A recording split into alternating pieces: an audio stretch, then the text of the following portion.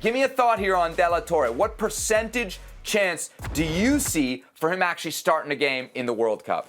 99.9999999%. Listen, how many games do you think the U.S. is going to play in this World Cup? It's a great question. Okay. Even if it's only 3, I still think he gets a game. Really? He starts a game, yes.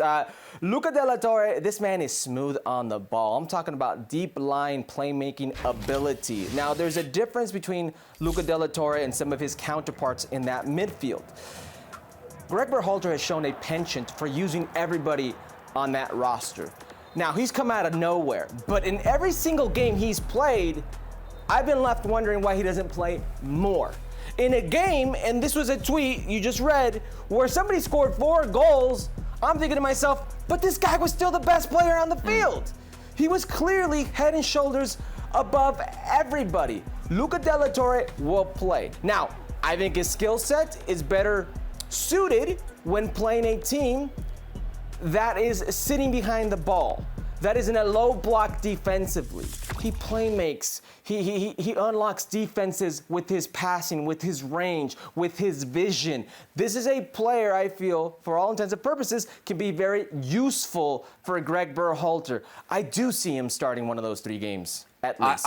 I would suggest that we take this with a grain of salt, kind of like we did for Jesus Ferreira, right? Again, this was a very good performance. This isn't just based off of that performance. Right. I think you really were high on him in qualifying as well, the little bit that we saw them there.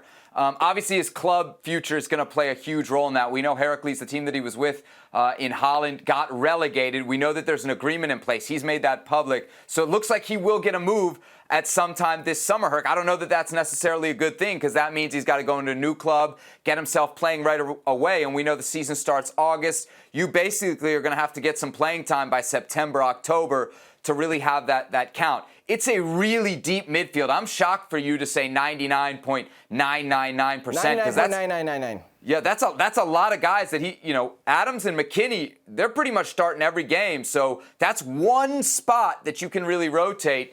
And you're giving that one spot, at least in one of those games, to Luca De La Torre. Let me ask you this. Is it the first game against Wales, or is it somebody else? Maybe somebody like a Yunus Musa, who I'll remember you weren't that high on last week.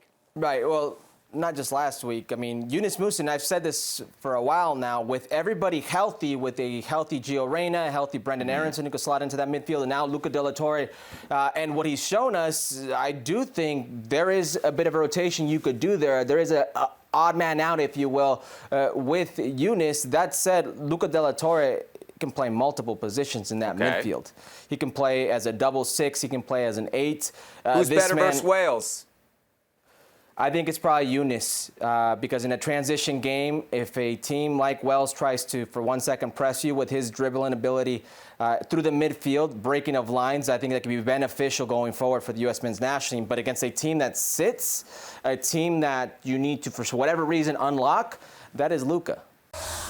Well, thank you very much for watching ESPN on YouTube. For more sports highlights and analysis, be sure to download the ESPN app. And for live streaming, premium content, and let's not forget as well, ESPN FC 7 days a week, subscribe to ESPN+.